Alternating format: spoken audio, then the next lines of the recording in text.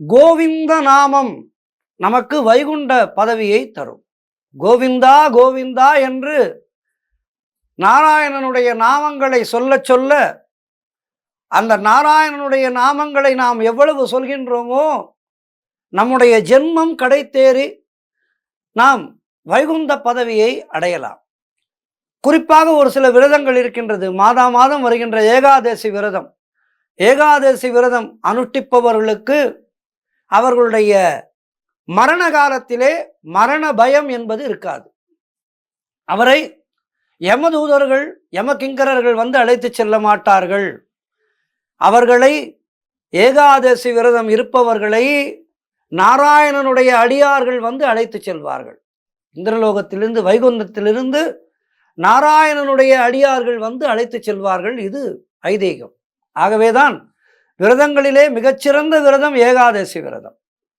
சமீபத்திலே வைகுண்ட ஏகாதசி வந்து சென்றது. இந்த வைகுண்ட ஏகாதசி விரதம் இருப்பது ஆயுள் முழுவதும் நாம் இந்த மாதம் ஏகாதசி விரதம் இருந்தால் என்ன பலன் கிடைக்குமோ அந்த பலன் கிடைக்கும் வைகுண்ட ஏகாதசி என்று விரதம் இருந்தால். இந்த வைகுண்ட ஏகாதசி விரதம் என்பதை 3 நாட்கள் இருக்க வேண்டும். 3 நாட்கள் இருந்து இந்த வைகுண்ட ஏகாதசி விரதத்தை நிறைவு செய்து இந்த பாரணை முடிந்து பெருமாளை சேவித்து நம்முடைய விரதத்தை முடித்து கொள்ள வேண்டும்.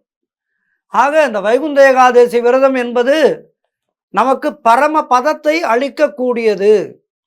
ஆகவேதான் அன்றைய நாளிலே விளையாட்டுகள் கூட பரமபதம் விளையாடுவார்கள். வாழ்க்கை என்பது மேலும் கீழுமாக இருக்கக்கூடியது. இன்று உயரத்திலே இருப்பவன் நாளை கீழ்நிலைக்கு வரலாம். இன்று கீழ்நிலையிலே இருப்பவன் நாளை மேல்நிலைக்கு செல்லலாம். வாழ்க்கை என்பது நிலையற்றது.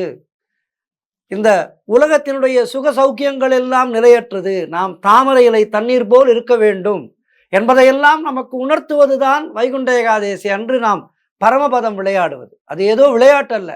வாழ்க்கையினுடைய மிகப்பெரிய தத்துவங்களை நமக்கு சொல்வது இந்த விளையாட்டு. குழந்தைகளுக்கெல்லாம் அடிமனதிலே இவற்றை விதைத்து விட்டால் அவர்களுடைய பெரியவர்களானதும் எப்படிப்பட்ட கஷ்டங்களும் அவர்களை துன்பப்படுத்தாது, துயரப்படுத்தாது, தற்கொலை என்கின்ற எண்ணத்தை தூண்டாது. ஆகவே நம்முடைய சனாதன இந்து தர்மமானது எல்லோரையும் முனிவர்களாக போ, எல்லோரையும் சாமியாராக போ என்று சொல்வதல்ல. கவியரசர் கண்ணதாசன் அற்புதமாக சொல்வார். நம்முடைய வாழ்க்கையை நாம் எப்படி வாழ வேண்டும் என்று உணர்த்துவது நம்முடைய சனாதன இந்து தர்மம். அதற்கென்று பிறப்பிறப்பில்லை. ஆதி அந்தமாக நம்மை தொடர்வது, நம்முடைய வாழ்க்கையிலே நம்மோடு உடன் வருவது சனாதன இந்து தர்மம்.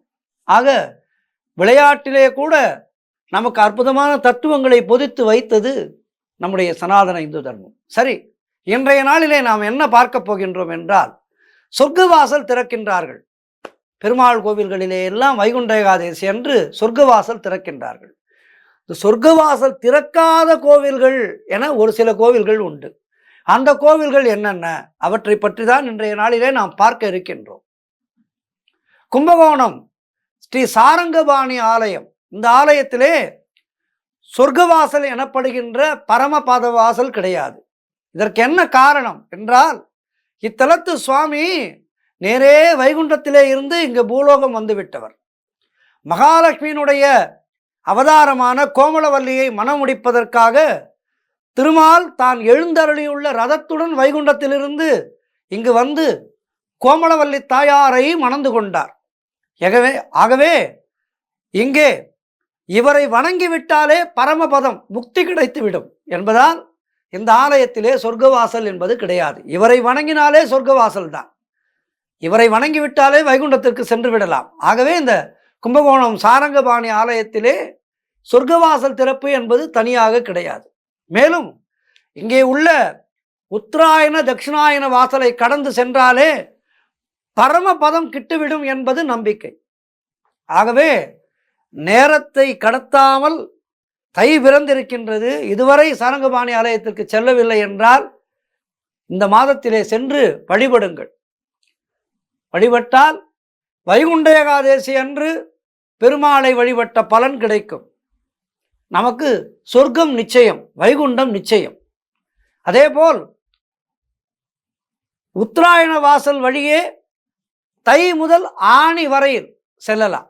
தட்சிணாயன வாசல் வழியே ஆடி முதல் மார்கழி வரை சுவாமியை தரிசிக்க செல்ல வேண்டும். அந்தந்த மாதங்களிலே அந்தந்த வாசல் திறந்திருக்கும். இதுபோன்று சொர்க்கவாசல் எனப்படுகின்ற பரமபத வாசல் இல்லாத ஆலயங்கள் வேறு இருக்கின்றதா என்றால் இருக்கின்றது. காஞ்சிபுரத்திலே நகரேஷு காஞ்சி என்று சொல்வார்கள். காஞ்சிபுரம் பரமேஸ்வர விண்ணகரம் எனப்படுகின்ற ஸ்ரீ பரமபதநாத பெருமாள் ஆலயத்திலே சொர்க்கவாசல் திறப்பு கிடையாது. இவ்வாலய மூலவருடைய திருநாமம் ஸ்ரீ வைகுண்ட பெருமாள் என்றாலும் இங்கு சொர்க்கவாசல் உற்சவம் கிடையாது. இப்பெருமாளுக்கு பரமபதநாதன் என்ற திருநாமமும் உண்டு. நமக்கெல்லாம் பரமபதத்தை அருளுகின்றவர் பரமபதநாதன். அடுத்து ராமானுஜர் அவதரித்த தலமான ஸ்ரீபெரும்புதூர் ஆதிகேசவ பெருமாள் கோவில். இந்த ஆலயத்திலே ராமானுஜர் அவதரித்த தலம் என்பதால் ஸ்ரீபெரும்புதூரை நித்திய சொர்க்கவாசல் தலமாக கருதுகிறார்கள். அதாவது இந்த ஆலயத்திலே தனியாக சொர்க்கவாசல் என்பது கிடையாது, நித்திய சொர்க்கவாசல். இந்த ஆலயத்துக்கு என்றைய நாள் சென்றாலும் அது சொர்க்கவாசல் தான். ஆகவே இன்றைய ஆலயத்திலே சொர்க்கவாசல் கிடையாது. வைகுண்ட ஏகாதசி அன்று ஆதிகேசவ பெருமாளும் ராமானுஜரும் பூதக்கால் மண்டபத்துக்கு எழுந்தருளும் போது மணிக்கதவுகள் சொர்க்கவாசல் திறக்கப்படுவது போல் திறக்கப்படும். அடுத்து திருக்கண்ணபுரம் சௌரிராஜ பெருமாள் ஆலயம். கண்ணபுரம் செல்வேன் கவலை எல்லாம் மறப்பேன், கண்ணனின் சன்னதியில் என் நேரமும் இருப்பேன். அருமையான பாடல். திருக்கண்ணபுரம் சௌரிராஜ பெருமாள். இந்த திருக்கண்ணபுரம் பூலோகத்து விண்ணகரம் என்பதால் இந்த திருக்கோவிலேயும் பரமபத வாசல் கிடையாது. இவனது திருக்கோவிலே பரமபதமானதால் மற்ற வைணவ கோவில்களில் உள்ளது போல் வைகுண்ட வாசல் என்பது தனியாக இன்றைய ஆலயத்திலே கிடையாது. அடுத்து திருச்சி அருகே உள்ள திருவெள்ளரை புண்டரீகாசன் பெருமாள் கோவில். ஸ்ரீதேவியை மணமுடிப்பதற்காக பெருமாள் வைகுண்டத்திலே இருந்து இங்கே நேரே வந்ததால் பூலோக வைகுண்டமாக இத்திருத்தலம் திகழ்கின்றது. இங்கே தாயாருடைய பெயர் செங்கமல தாயார். என்ன அருமையான தமிழ் பெயர் பாருங்கள். வைணவமும் சைவமும் தமிழை வளர்க்கின்றது.